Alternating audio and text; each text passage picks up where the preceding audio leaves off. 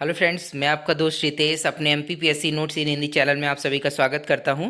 तो फ्रेंड्स, आज हम एक नए टॉपिक पर डिस्कस करने वाले हैं जो कि है प्राचीन भारत का एक टॉपिक जो कि प्राचीन भारत पर विदेशी आक्रमण से रिलेटेड है, यानी कि foreign invasion on ancient India. जो प्राचीन भारत था उस समय पर जो भारत में आक्रमणकर्ता, जो प्रथम आक्रमणकर्ता कौन कौन से थे, ठीक है, जिसके कारण भारत पहली बार भारत के क्षेत्र पर जो है अधिकार किया किसी और ने, तो उसी के बारे में इस वीडियो में हम डिटेल में डिस्कस करने वाले हैं। तो चलिए देखते हैं सीधे वीडियो में और डिटेल में देखते हैं कि आक्रमणकर्ता कौन कौन हुए थे प्राचीन भारत में। ठीक है, तो सबसे पहले देखते हैं प्राचीन भारत पर विदेशी आक्रमण तो किनके द्वारा किए गए थे। तो पहला तो है हखमनी ईरानी आक्रमण। उसके बाद जो दूसरा था वो यूनानी आक्रमण था, यानी कि पहला ईरान के जो हखमनी वंश के या हखमनी साम्राज्य के जो लोग थे उन्होंने आक्रमण किया था पहली बार भारत पर। और दूसरी बार किसने किया था, तो यूनान के लोगों ने किया था आक्रमण, यूनान के साम्राज्य के लोगों ने। ठीक है, तो प्राक मौर्य युग में मगध सम्राटों का अधिकार क्षेत्र भारत के पश्चिम उत्तर प्रदेश तक विस्तृत नहीं हो पाया था। यानी कि जो पूरे क्षेत्र पर तो धीरे धीरे विकास हो रहा था, लेकिन जो पश्चिम उत्तर क्षेत्र तक मगध सम्राटों का अधिकार क्षेत्र विस्तृत नहीं हुआ था। उस क्षेत्र में बहुत कम एरिया जो कवर कर पाते थे मगध सम्राट के लोग। ठीक है, और जिस समय मध्य भारत के राज्य मगध साम्राज्य की विस्तारवादी नीति का शिकार हो रहे थे और पश्चिमोत्तर प्रांतों में अराजकता एवं अव्यवस्था का वातावरण व्याप्त था। यानी कि मध्य भारत जो था उस वहाँ पर तो मगध सम्राट या फिर मगध जो साम्राज्य के राजा हुआ करते थे वो विकास करते जा रहे थे अपना, और वहाँ पर जो राजा हुआ करते थे मध्य भारत के, तो वो उनकी विस्तारवादी नीति का जो है शिकार हो रहे थे। लेकिन जो पश्चिमोत्तर क्षेत्र वाला इलाका था वहाँ पर लगातार अराजकता एवं अव्यवस्था बनी हुई थी, क्योंकि वहाँ छोटे छोटे राजा हुआ करते थे छोटे छोटे इलाकों में, जो कि एकजुट नहीं हुआ करते थे। ठीक है, इसके बाद यह क्षेत्र जो है अनेक छोटे बड़े बड़े राज्यों में विभक्त था, जिसमें कंबोज, गंधार एवं मद्र प्रमुख थे। और इन क्षेत्रों में कोई ऐसी सार्वभौम शक्ति नहीं थी जो परस्पर संघर्षरत राज्यों को जीतकर एक छत्र शासन कर सके। ठीक है, और यह संपूर्ण प्रदेश उस समय विभाजित थे। ऐसी स्थिति में विदेशी आक्रांताओं का ध्यान भारत के इस भूभाग की ओर आकर्षित होना स्वाभाविक ही था। परिणाम स्वरूप यह प्रदेश दो विदेशी आक्रमणों का शिकार हुआ, हखमनी ईरानी आक्रमण और यूनानी आक्रमण। तो क्या हुआ कि जब भारत के जो पश्चिमोत्तर क्षेत्र वाला इलाका था वहाँ पर जब छोटे छोटे राज्य विभक्त थे, एक संगठित राज्य नहीं था, कोई एक राजा संभाले इतने बड़े क्षेत्र को, तो क्या हुआ कि वहाँ पर एकता नहीं थी। ठीक है, ऐसी स्थिति में जब विदेशी आक्रांताओं ने वहाँ पर देखा कि इस तरह से यहाँ पर अव्यवस्था आक्रांताएं हैं, मतलब अव्यवस्था है, ठीक है, तो या फिर अराजकता है, तो यहाँ पर आक्रमण किया जा सकता है। तो उन्होंने क्या किया, उसे एक बहुत ही अवसर के रूप में देखा ऐसी स्थिति को, और स्वाभाविक रूप से उन्होंने आकर के भारत पर पश्चिमोत्तर वाले इलाकों से ही आक्रमण किया। तो दो विदेशी आक्रमणकर्ता तो प्रमुख, जो कि हमने पढ़ा कि हखमनी ईरानी आक्रमण और एक यूनानी आक्रमणकारियों द्वारा किया गया था आक्रमण। फिर अगला पॉइंट है, भारत में सर्वप्रथम विदेशी आक्रमण हखमनी वंश के राजाओं ने किया। ठीक है, हखमनी वंश के राजाओं ने, जो कि कहाँ से थे, ईरान से। ईरान जो कंट्री है वहाँ पे उनका जो है राज्य हुआ करता था, वहाँ के राजाओं ने सबसे पहले भारत पर आक्रमण किया। तो ये क्वेश्चन एक नंबर में भी पूछा जाता है कि भारत पर सर्वप्रथम विदेशी आक्रमण जो है किसके द्वारा ही किया गया था, तो हखमनी ईरानी आक्रमण किया गया था, यानी हखमनी वंश के द्वारा। और इस वंश के संस्थापक साइरस द्वितीय, जो कि 558 ईस्वी पूर्व से 529 ईस्वी पूर्व तक जिनका राजकाज था, ने भारत पर आक्रमण का असफल प्रयास किया। यानी कि इन्होंने आक्रमण करने की तो कोशिश की भारत में, लेकिन साइरस द्वितीय के द्वारा जो आक्रमण करने का प्रयास किया गया भारत पर वो असफल हो गया। ठीक है, अब देखते हैं हखमनी ईरानी साम्राज्य के प्रमुख शासक। अब इस हखमनी ईरानी आक्रमण जो भारत पर हुआ था तो उसमें प्रमुख शासक कौन कौन से थे। तो सबसे पहला तो है साइरस द्वितीय, जो कि 558 ईस्वी पूर्व से 529 ईस्वी पर तक हुआ करता था। ठीक है, और पहला पॉइंट इसमें क्या है, साइरस द्वितीय ने 6ठी शताब्दी ईस्वी पूर्व के मध्य ईरान में हखामनी साम्राज्य की स्थापना की। और साइरस द्वितीय एक महत्वाकांक्षी शासक था, यानी कि उसकी महत्वाकांक्षा बहुत बड़ी थी कि वो अपने राज्य को काफ़ी विस्तृत क्षेत्र में क्या करे, विस्तार करे अपने राज्य का, ठीक है। और अतः थोड़े ही समय में वह पश्चिमी एशिया का सर्वाधिक शक्तिशाली शासक बन गया। और इसके बाद अगला पॉइंट है, साइरस ने सिंध के पश्चिम में भारत के सीमावर्ती क्षेत्र की विजय की। और प्लिनी के विवरण से ज्ञात होता है कि साइरस ने कपिसा नगर को ध्वस्त किया, यानी कि जो पश्चिम वाला इलाका है, सीमावर्ती क्षेत्र भारत के, वहाँ के कई क्षेत्रों को, सिंध के पश्चिम क्षेत्र में भारत के सीमावर्ती क्षेत्र की विजय की, ठीक है, साइरस ने। और जो प्लिनी लेखक हैं, ठीक है, राइटर, उनके विवरण से क्या ज्ञात होता है, जो उन्होंने अपनी लिखा होगा जो भी किताब वगैरह, ठीक है, तो उससे पता चलता है कि साइरस ने कपिसा नगर को ध्वस्त कर दिया था आक्रमण करते समय, ठीक है। इसके बाद जो है साइरस की मृत्यु कैस्पियन क्षेत्र में डरवाइक नामक एक पूर्वी जनजाति के विरुद्ध लड़ते हुए हुई, तथा उसका पुत्र कैम्बिसीज द्वितीय 529 ईस्वी पूर्व से 522 ईस्वी पूर्व जिसका कार्यकाल था, उसके साम्राज्य का उत्तराधिकारी हुआ। और वह गृह युद्धों में ही उलझा रहा, यानी कि जब इसका पुत्र साइरस का द्वितीय का पुत्र बना राजा वहाँ का, ठीक है, अपने ईरान वाले क्षेत्र का, ठीक है, तो क्या हुआ कि वो ज़्यादा समय तक शासन नहीं कर पाया। और क्या हुआ कि वो अपने गृह युद्ध में ही, घर में ही, जो यानी उसके देश में ही जो गृह युद्ध छिड़ा हुआ था, उसी में ज़्यादातर वो उलझा रहा था, ठीक है। इसके बाद वो इसी कारण से वो हकमनी साम्राज्य का अधिक से अधिक विस्तार नहीं कर पाया, और खास करके भारत की ओर। इसके बाद जो है दारा प्रथम, यानी कि डेरियस प्रथम, जो कि 522 ईस्वी पूर्व से 486 ईस्वी पूर्व तक शासन करता था हकमनी साम्राज्य का, तो भारत पर आक्रमण करने में प्रथम सफलता इसी ने पाई थी।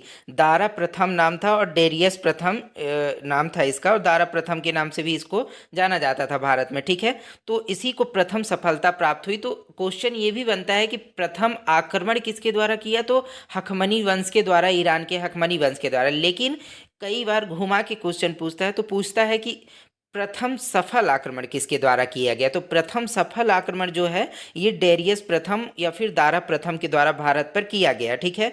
और दारा के यूनानी सेनापति स्काईलैक्स ने सिंधु से भारतीय समुद्र में उतरकर अरब और मकरान तटों का पता लगाया। और दारा प्रथम ने 516 ईस्वी पूर्व में सर्वप्रथम गांधार को जीतकर, जो कि अभी वर्तमान में कहाँ है, तो अफगानिस्तान में, गांधार को जीतकर फारसी साम्राज्य में मिला लिया, यानी कि अपने इलाके में वो लेकर मिला लिया अपने देश में, ठीक है, ईरान वाले साइड में। इसके बाद जो है भारत का पश्चिमोत्तर भाग दारा के साम्राज्य का 20वीं प्रांत था। तो यानी कि जो भारत का पश्चिमोत्तर वाला भाग था जिसको उसने जीता था दारा ने, गांधार वाले इलाके को, आसपास के क्षेत्र को, तो वो उसने क्या किया, दारा ने उसको अपना 20वां प्रांत बना दिया था, ठीक है। किसके अनुसार, हेरोडोट्स के अनुसार, हेरोडोट्स के अनुसार उसने अपना 20वां प्रांत बना लिया पश्चिम उत्तर भाग को। और सब मैं आपको ये बता दूं कि उस समय पे प्राचीन भारत में अफगानिस्तान तक भारत फैला हुआ था, ठीक है। इसके बाद है दारा प्रथम के 3 अभिलेखों वही स्तून पारसी पोलिस नक्शे रुस्तम से यह पता चलता है कि उसी ने सर्वप्रथम सिंधु नदी के तटवर्ती भारतीय भूभागों को अधिकृत किया था, ठीक है। इसके बाद जो है अगला शासक कौन था, छयार्स अथवा जरक्सीज, जो कि 486 ईस्वी पूर्व से 465 ईस्वी पूर्व तक जो है शासन किया था उसने ईरान में, ठीक है। इसके बाद यह दारा का पुत्र था तथा इसने अपने पिता के साम्राज्य को सुरक्षित रखा, किंतु यह यूनानियों द्वारा परास्त हो गया था। यानी कि यूनानियों द्वारा जो है ना ही भारत पे केवल आक्रमण किया गया था बल्कि ईरान में भी आक्रमण किया गया था, जिससे जो दारा का पुत्र था जरक्सीज जो है ये क्या हुआ कि साम्राज्य को सुरक्षित रखने में असफल हो गया और परास्त हो गया, किससे, यूनानियों से। और इसने अपनी फौज में भारतीयों को शामिल किया, किसने, तो दारा के पुत्र जरक्सीज ने। ये भी एक क्वेश्चन काफ़ी इंपॉर्टेंट है कि भारतीयों को अपनी फौज में किसने शामिल किया था ईरान के शासकों में से, तो जरक्सीज ने, दारा के पुत्र, ठीक है। इसके बाद अगला जरक्सीज के उत्तराधिकारी तथा पारसिक साम्राज्य का विनाश। तो जरक्सीज की मृत्यु के पश्चात उसके तत्कालिक उत्तराधिकारी क्रमशः अतर्जक्सीज प्रथम तथा अंतर्जक्सीज द्वितीय हुए। और साक्ष्यों से पता चलता है कि इन उत्तराधिकारियों द्वारा प्रथम द्वारा निर्मित साम्राज्य को सुरक्षित रखा, यानी कि जो इनके उत्तराधिकारी जरक्सीज के उत्तराधिकारी हुए थे, अंतर जरक्सीज प्रथम और अंतर जरक्सीज द्वितीय, ये क्या किए थे, ये दारा का जो द्वारा साम्राज्य बनाया गया था, तो इन्होंने इसको सुरक्षित रखने का कार्य किया, यानी कि इन्होंने युद्ध भी किए तो वो जीत गए थे, ठीक है, और अपने इलाके को बनाए रखा। इसके बाद पारसिकों का अंतिम सम्राट द्वारा तिथि था, सम्राट दारा तिथि थे। यहाँ पे फ्रेंड्स द्वारा लिखा गया है, जबकि यहाँ पर होगा दारा, ठीक है। तो पारसिकों का, यानी कि जो ईरान में शासन करता थे हकमनी वंश के, उन समय पर अंतिम सम्राट कौन था हकमनी वंश का, तो ये दारा तृतीय, जो कि 360 ईस्वी पूर्व से 330 ईस्वी पूर्व तक वहाँ पर शासन किया था, ठीक है। और दारा तृतीय को यूनानी सिकंदर ने अरवेला या फिर गोगा मेला के युद्ध में, जो कि 331 ईस्वी पूर्व में बुरी तरह से परास्त किया। इस प्रकार से पारसिकों का क्या हुआ, विनाश हो गया, यानी कि ये खत्म हो गया इनका वंश। और दारा के यूनानी सेनापति दारा तृतीय के स्काईलेक्स ने सिंधु से भारतीय समुद्र में उतरकर अरब और मकरान तटों का पता लगाया। ये तो हमने ऊपर भी देख लिया, ठीक है। इसके बाद हकमनी ईरानी आक्रमण भारत पर, हकमनी ईरानी आक्रमण जो भारत पर हुआ, उसका जो है प्रभाव, आक्रमण कैसे हुआ और उसका प्रभाव क्या हुआ, वो हम देखते हैं। तो भारतीय क्षेत्रों में आक्रमण के कारण क्या क्या थे, तो भारत की क्षेत्रों में जो ईरानी आक्रमण था उसके क्या कारण थे, तो पहला पॉइंट है ईरानी सम्राटों की पश्चिम में सुदृढ़ता, और दूसरा है भारत के पश्चिमोत्तर राज्यों की अस्थिर तथा अराजक राजनीतिक परिस्थितियां, और अगला पॉइंट है पश्चिमोत्तर सीमा प्रांतों का सामरिक और आर्थिक महत्व, और फिर है अगला उत्तरापर्थ मार्ग पर नियंत्रण करने की इच्छा शक्ति। तो क्या हुआ कि क्या कारण था हकमनी ईरानी आक्रमण भारत पर करने का, तो इसके प्रमुख कारण जो देखने को आए, तो देखने में मिला कि जो पश्चिमी सुदृढ़ता, ईरानी जो सम्राट थे वो पश्चिम में अपनी सुदृढ़ता सुनिश्चित करना चाहते थे, और देख रहे थे कि इस क्षेत्र को यदि विजित कर लिया जाता है तो काफ़ी आगे तक अब हम जा सकते हैं। तो वो अपनी स्थिति को सुदृढ़ करना चाहते थे भारत वाले इलाके में, ठीक है, पश्चिमी क्षेत्र में। इसके बाद वो पश्चिमी राज्यों में जब उन्होंने देखा कि यहाँ पर कोई एक राज्य, कोई स्थिर राज्य नहीं है, यहाँ छोटे छोटे राज्य बसे हुए हैं और ये अराजकता फैली हुई है और सम्मिलित सभी सम्मिलित नहीं है राजा, तो ऐसी स्थिति में आक्रमण करना बेहतर होगा, ऐसा उन्होंने सोचा और आक्रमण किया। और पश्चिमोत्तर सीमा प्रांतों का सामरिक और आर्थिक महत्व भी उन्होंने देखा कि इस वाले क्षेत्र में काफ़ी व्यापार के लिए या तो फिर जो है आर्थिक रूप से काफ़ी संपन्न क्षेत्र था वो, ठीक है। तो उस दृष्टि से भी वो क्या किए, आक्रमण करना वो पसंद किए पश्चिमी क्षेत्रों में, ठीक है। इसके बाद उत्तरापर्थ मार्ग पर नियंत्रण करने की इच्छा शक्ति, यानी कि जो वो मार्ग था पश्चिमी क्षेत्र वाला उत्तरापथ से रिलेटेड, तो वहाँ पर क्या था कि वो उसको नियंत्रण करना चाहते थे, क्योंकि उस समय पे व्यापार जो है फल फूल रहा था, तो वो उस क्षेत्र को नियंत्रण कर लेते, जिससे क्या है कि वो आगे उनके व्यापार वगैरह में या साम्राज्य के लिए काफ़ी वृद्धि देखने को मिलती है उनको, ठीक है।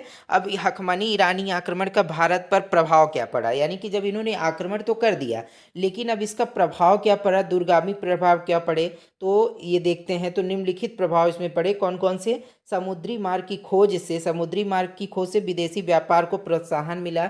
जब इन्होंने आक्रमण किया तो एक समुद्री मार्ग की खोज हुई उस समय पे, और विदेशी व्यापार को प्रोत्साहन मिला, जैसा कि हमने ऊपर पढ़ा कि ये ज़्यादातर व्यापार के लिए ही या लूट मार के लिए करते थे। तो इनको क्या हुआ कि प्रोत्साहन मिला, जो जब इन्होंने ईरान ने भारत पर आक्रमण किया तो एक विदेशी व्यापार को प्रोत्साहन मिला समुद्री मार्ग के खोजे जाने से। इसके बाद पश्चिमोत्तर भारत में दाईं से बाईं ओर लिखी जाने वाली खरोष्टी लिपि का प्रचार हुआ। फिर है ईरानियों की आरमाइक लिपि का प्रचार प्रसार भारत वाले क्षेत्र में हुआ। इसके बाद अभिलेख उत्कीर्ण करने की प्रथा आरंभ हो गई भारत में, क्योंकि जो कि उसी साइड से आई थी, ईरान साइड से ही, ठीक है।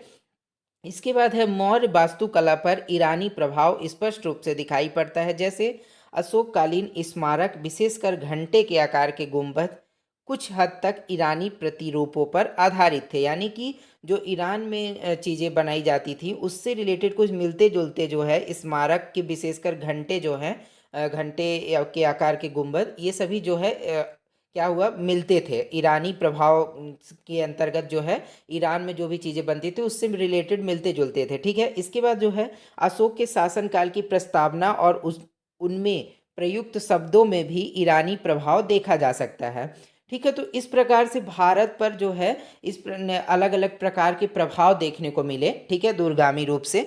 इसके बाद जो है अब हम देखते हैं यूनानी आक्रमण। यूनानी आक्रमण भारत पर, तो यूनानी जब आक्रमण किया भारत पर, तो यूनान के लोगों ने, तो सबसे पहला उसमें से कौन था राजा, तो सिकंदर, फिलिप द्वितीय द्वारा, सिकंदर का पिता था जो कि, ठीक है, फिलिप द्वितीय जो है सिकंदर का पिता था, और जो कि 359 ईस्वी पूर्व में मकदूनिया का शासक बना, और इसकी हत्या 329 ईस्वी पूर्व में कर दी गई, किसकी, फिलिप द्वितीय की, जो कि सिकंदर का पिता था, ठीक है।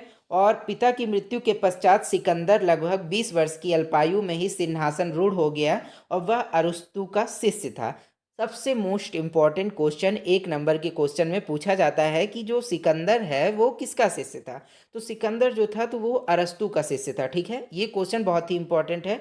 और इसके बाद जो है एक क्वेश्चन और बनता है कि सिकंदर का जो पिता फिलिप द्वितीय था वो कहाँ का शासक था, तो वो शासक था कहाँ का, मकदूनिया का शासक था, ठीक है। इसके बाद यूनानी शासक मकदूनियाई यानी कि शासक जो है सिकंदर का भारत पर आक्रमण लगभग 326 ईस्वी पूर्व में हुआ। और अगला पॉइंट है भारत विजय अभियान के तहत सिकंदर 326 ईस्वी पूर्व में बल्ख, जो कि बैक्ट्रिया वर्तमान अफगानिस्तान का क्षेत्र है, को जीतने के बाद काबुल होता हुआ हिंदू कुश पर्वत पार कर भारत आया, ठीक है। और क्या हुआ, तक्षशिला के शासक आम्भी ने आत्मसमर्पण के साथ उसका स्वागत करते हुए उसे सहयोग का वचन दिया। यानी कि जो तक्षशिला का शासक आम्भी था उस समय पर, जो कि पाकिस्तान वाले क्षेत्र में रहता था, ठीक है, तो उसने क्या किया, आत्मसमर्पण कर दिया सिकंदर के आगे, ठीक है। क्योंकि भारतीय राजा क्या हुआ करते थे जो पश्चिमोत्तर वाले में, वो छोटे छोटे भागों में विभाजित हुआ करते थे चूंकि, तो वो उतनी बड़ी सेना नहीं रख पाते थे, उतनी ताकत के साथ युद्ध में नहीं उतर पाते थे, ठीक है। उस वजह से उसने क्या किया कि आत्मसमर्पण किया सिकंदर के सामने, ठीक है। तो और उसे सहयोग का वचन दिया भागे भारत में आगे आक्रमण करने के लिए, ठीक है। इसके बाद सिकंदर के आक्रमण के समय अश्वक एक सीमांत गढ़ राज्य था जिसकी राजधानी मस्सग थी, और यूनानी लेखकों के अनुसार सिकंदर के विरुद्ध हुए युद्ध में बड़ी संख्या में पुरुष सैनिकों के मारे जाने के बाद वहां की स्त्रियों ने शस्त्र धारण किया था, और इसी वितरण से पता चलता है कि सिकंदर ने इस नगर की समस्त स्त्रियों को मौत के घाट उतार दिया था। जो क्या हुआ था कि जो अश्वक गणराज्य था, सीमांत गणराज्य इलाका था, और जो भारत का सीमांत क्षेत्र था, वहां पर जब युद्ध हुआ, ठीक है ना, तो युद्ध हुआ तो क्या हुआ कि पुरुष सैनिक जो थे काफ़ी मात्रा में मारे गए युद्ध में। उसके बाद जो वहाँ की महिलाएं थी वही सीधे युद्ध में उतर गई, और क्या किया, जब युद्ध में उतर गई तो सिकंदर ने उस नगर की स्त्रियों को भी बहुत बड़ी मात्रा में मौत के घाट उतार दिया युद्ध में, ठीक है।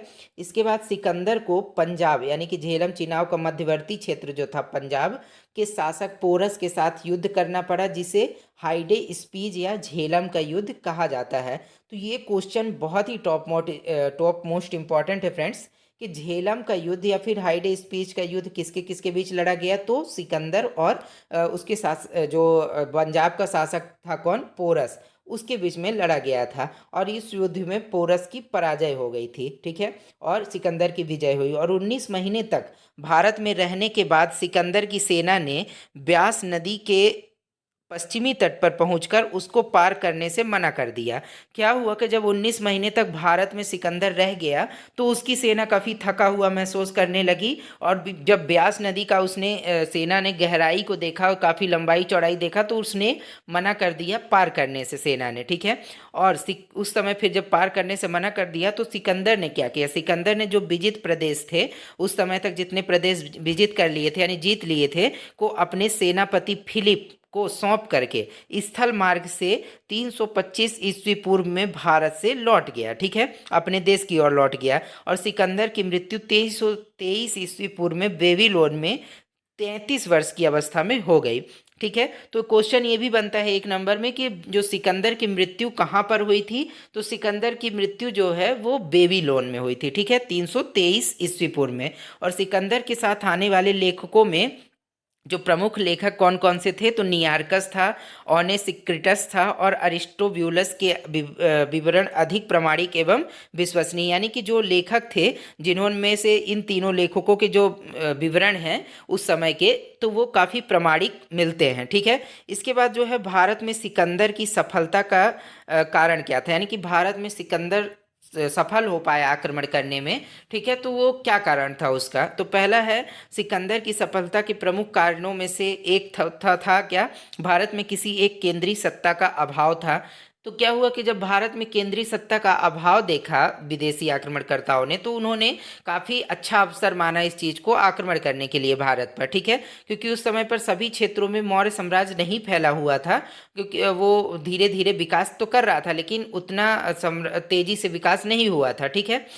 इसके बाद जो है, इतिहासकार डॉक्टर हेमचंद्र राय चौधरी ने उस समय यहाँ 28 स्वतंत्र शक्तियों का उल्लेख किया है भारत वाले क्षेत्र में, ठीक है, अर्थात राज्य किसी एक केंद्रीय सत्ता के अधीन नहीं था। और दूसरा महत्वपूर्ण कारण क्या था, सिकंदर की सेना का शक्तिशाली होना और उसकी सेना में तेज तर्रार घोड़ों की बहुलता थी, ठीक है, जो काफ़ी एक्टिव हुआ करते थे। इसके बाद जो है, आम्भी जैसे देशद्रोहियों का सहयोग भी उसकी सफलता का एक बहुत बड़ा कारण था।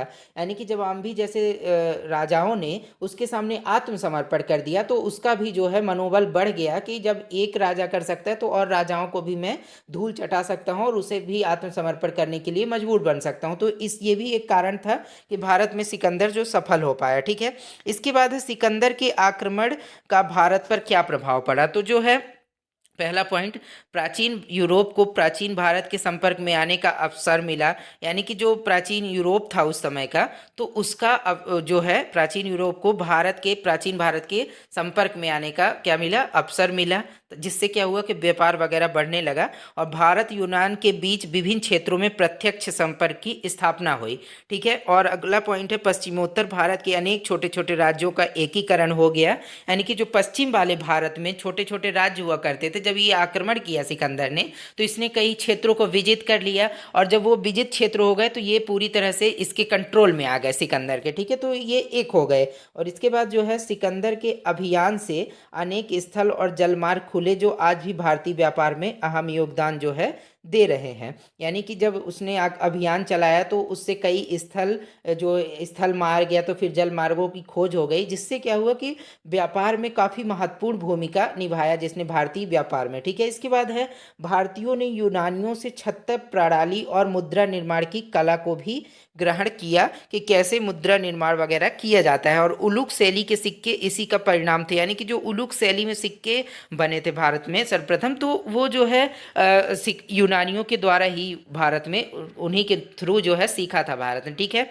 इसके बाद है क्या है, अगला पॉइंट, लास्ट पॉइंट जो है, भारत में गंधार शैली की कला का विकास यूनानी प्रभाव का ही परिणाम था और इसमें भारतीय यूनानी कला का सम्मिश्रण देखने को मिलता है। यानी कि गंधार शैली जो है की कला थी वो यूनानी प्रभाव का ही परिणाम था। अब यूनान के लोगों ने जैसे आक्रमण के पश्चात वहाँ की कला और भारत की कुछ कला मिलकर के एक नई कला जैसे बन जाती हैं, तो उस प्रकार से गंधार शैली की एक कला का विकास हुआ जो कि यूनानी आक्रमण का प्रभाव ही था, ठीक है। तो इस प्रकार से फ्रेंड्स हमने देखा कि भारत में किस प्रकार से विदेशी आक्रमणकर्ताओं ने सर्वप्रथम सफल असफल आक्रमण किए और भारत के पश्चिमोत्तर क्षेत्रों को विजित करने का प्रयास किया और काफ़ी इलाकों में हमला करके वो विजित भी कर लिए प्रदेश, जिसमें से सिकंदर ने काफ़ी बड़े क्षेत्र को जो है क्या किया, विजित कर लिया, ठीक है। तो इस प्रकार से फ्रेंड्स आज हमने इस वीडियो में प्राचीन भारत की एक बहुत ही इंपॉर्टेंट टॉपिक पर डिस्कस किया, ठीक है। तो आज के लिए फ्रेंड्स वीडियो में इतना ही। अब हम नेक्स्ट वीडियो जो आएंगे जब लेकर के, तो उसमें भी किसी एक नए टॉपिक पर डिस्कस करेंगे, ठीक है। तो आज के लिए फ्रेंड्स इतना ही, मिलेंगे नेक्स्ट वीडियो में जल्द ही। आज के लिए इतना ही, बाय बाय।